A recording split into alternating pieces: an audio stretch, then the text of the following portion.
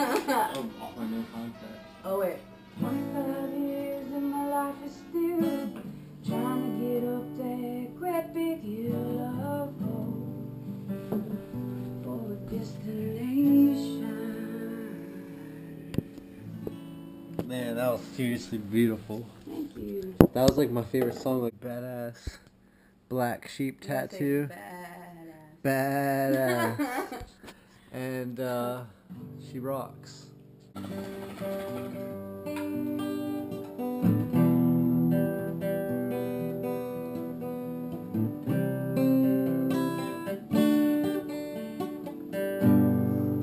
Alright, I'm in New Jersey. I was able to get clean and I'm waiting to go back to work with Southern to the Core Towers with my friends. Little detail about how I left that job before I went to Mexico is basically these guys were my friends, you know, and we worked together. We were in a different state every 3 days, you know, traveling around doing structural upgrades to cell phone towers. So basically adding steel to the cell phone tower to make it stronger, hundreds of feet in the air. So we're working with each other for a few months, and one day I get my best bud, Texas Bill. He was in the Marine Corps with me, and I have this plan how I'm going to quit this job because my friends don't want me to quit. You know, every time I try to quit, they don't let me. So I hired on Texas Bill to teach him my job first before I left. The plan was to train him up good. That way, when I left, it wouldn't really screw the guys over. All right? But the plan is, you know, to get him trained and then leave. This was before I went to Mexico. So one day, I see my opportunity. They're all up on the cell phone tower, including Texas Bill, Chip, Chicken Hawk. They're all up on the tower. And I seize my opportunity. I see it. So I'm the ground guy that day. And what I do is I just wait till they're all up there and I just run. I run away. And I never looked back at that tower. And I just laughed the whole time. I ran straight to a McDonald's in my work boots, called a taxi cab, took a taxi cab back to the hotel, got my stuff from the hotel, and literally flew to Philadelphia that same day. So even though I did that, and I went to Mexico, they're still going to take me back because I'm an awesome friend. I'm a good worker. And I'm getting ready to go back to work on cell phone towers now after a year in Mexico. So it's like a year later. So I get back and back on the cell phone tower grind for a little bit. Another crazy life, you know. It's a different hotel every couple days, and these guys party a lot. So we're doing that grind for a little bit, and then I guess the owner hit like a rough patch with work or something, so we all ended up in Florida with no work, and we never ended up going back to work. So now I'm in Florida with no work.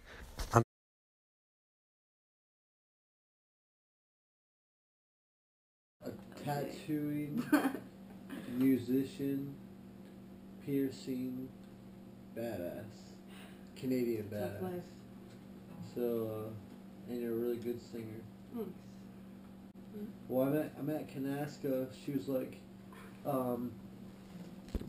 just like, hey man, I was working and I was just checking people out at work. It's like, hey man, if you need any tattoos, let me know. I just saw your dolphin or whatever. So I saw your tattoo. I didn't say that. Oh, I said I saw your tattoo. I didn't say dolphin. Tattoo, yeah. So I was like, cool, right on. And then I looked her up on Facebook and I saw that it said, hey, you know, looking for a place to crash for the night. So I was like, what? I had a push from the universe and I, you know, did it. And now I got this badass tattoo of this black sheep. My Colorado tattoo, and we're chilling, having a good time. And I think she's a very interesting person. Thanks, man. You know, because I'm a very interesting person, and when I find someone's more interesting than me, it really interests me. Carter, Kanaska Carter, Kanaska Carter. she's super interesting, and right now she's traveling. She just came in from Canada to New York, and now she's somehow in Austin being a tattooer at a tattoo shop not far from here. And she's staying on my cousin's couch, and I gotta figure something out. So my Girlfriend from Mexico. she made it to Seattle, Washington. So I have probably like $600, $700. I buy a ticket from Florida to Washington, across the whole country. I show up to Washington. Automatically, I haven't seen my girlfriend in months, so I spend like $100 on a hotel, get the banging out, get that out of the system, and end up going and meeting her family. And one of her aunts had this little Ford, like 1988 Ford, I forget what it was called, but it was like a little white box car, all rusty in a rust bucket. And it hasn't run, they weren't running it for years.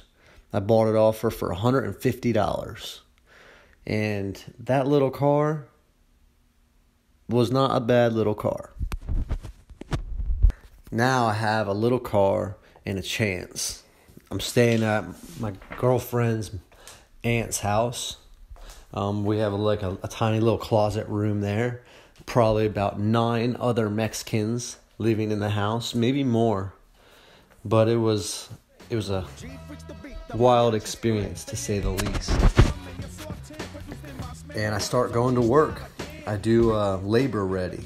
Labor ready is a thing that you can show up and you can go to work, and they put you to work that day and you get paid that day. But you don't get paid a lot. You get paid like minimum wage. And I think in Seattle it was like $10 an hour. I'm doing the labor ready for a little bit, but it's just not cutting it. You know, I can't save money. We can't get our own place. So I decide to go walk the docks there in Seattle, try to find a fishing job. And as I'm there, I find this one place called Icicle Seafoods. And I walk in there and I tell them I need a job, and they tell me I'm leaving tomorrow to Alaska. I'm like, whoa, jackpot. You know, I'm going to Alaska for like 2 months. I'm going to come back with $10,000. And they're just, you know, I'm happy as a clam. Little did I know, I got a job with the bottom of the barrel, Japanese, communist job having you could have. But that's just coming from inexperience. See, the way it works with fishing on a boat is in Alaska, there's the fisher guys that actually do the fishing. They make the most money. Then there's another boat called like some other bigger boat that comes around and collects the fish from those guys. And they make a little bit more money. And then there's the bottom of the barrel job. That is basically, you're on a big old boat, 200-foot boat on the Bering Sea, basically at a factory on a conveyor belt line, working 16 hours a day. I worked from 6 a.m. to 10 p.m. every day, unless something broke down. And the way it worked with these people is they didn't treat their employees right. It was there was no Wi-Fi. Put it that way. We did have phones at first until we were on the Bering Sea, and we were next to another boat, and we got hit, and it hit us right on the wall that our phones were on, so we didn't have any phones. So basically, it was like being in high school and jail at the same time on a 190-foot boat called the Gordon Jensen with like 190 people. Now, at least the jobs were so shitty that people would be waking up in the morning with what's called lobster claw. So they work so hard in the same position all day on the same conveyor belt line that they get worn out. So they got to get moved to another job. And they wake up with lobster claws. So basically it looks like their hands are lobster claws and they can't do shit with them because they're overworked. So 10 people a day are at least quitting. And then that's how I showed up, because, you know, more people quit than are showing up. So you're doing 3 people's jobs at once. It's a miserable working environment. to say the least. Now, during the 2 months that I do this, I work a lot. And you don't get off the boat at all. All right, we were in Dutch Harbor, Chenango Bay, the Bering Sea. And the way it worked is I flew into Anchorage. When I got to Anchorage, a handler picked us up and then basically brought us to a cabin in the woods, and a helicopter brought us to the boat that was out somewhere. And then I didn't get off the boat for the remainder of my trip, simply because we weren't allowed to.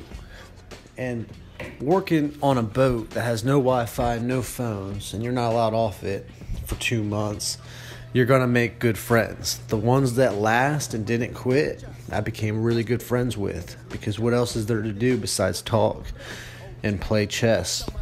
Just like kind of being in jail. But coming onto the boat and getting this job all happened pretty fast. And then again, you know, at this time, I'm still thinking I'm a criminal in the eyes of the law for a simple misunderstanding with a construction company over like a couple $1,000s. So once I'm on the boat, I start hearing rumors about last season. Rumors spread like wildfire on these fishing boats, processing vessels. And last year, upon entering the bay, returning home to Seattle, 4 people were arrested because upon entering the bay, they did a background check on every single person. And I guess 4 people got detained. So I thought that was going to happen again this year.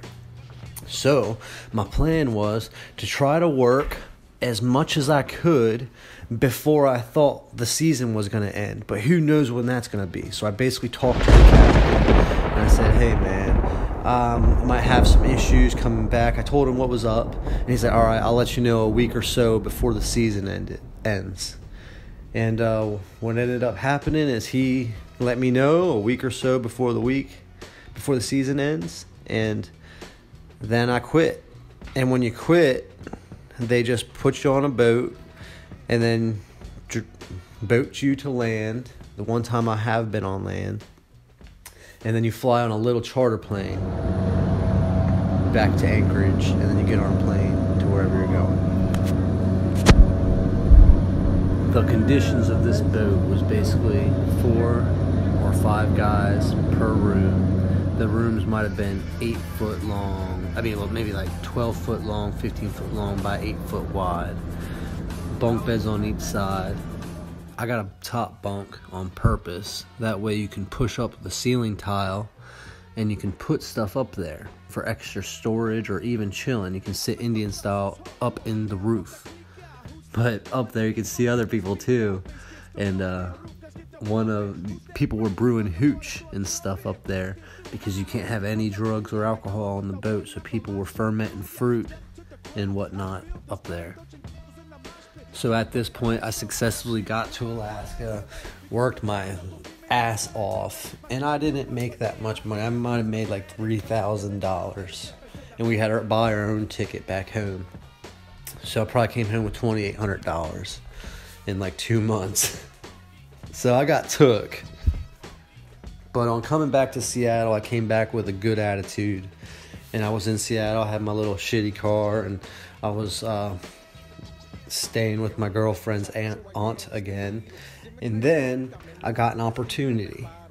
A good old buddy of mine from high school named Alex, he hit me up and he said, hey brother, I know you've been working on boats or whatnot, and I'm about to leave my job and I'm wondering if you want it. And basically it was in Ocean City, Maryland, straight across the country, working on a dredge boat. Now, a dredge boat is basically a huge operation that has a barge with a drill attached to it, and it drills back and forth, making channels deeper so big ships don't get stuck when they're going through it. I had no idea how to do this job whatsoever, but I told my friend, heck yeah, man, I'm on it. And I literally took what money I had. Not long after, I flew to Maryland. And when I flew there, I still had to take a drug test. And that is another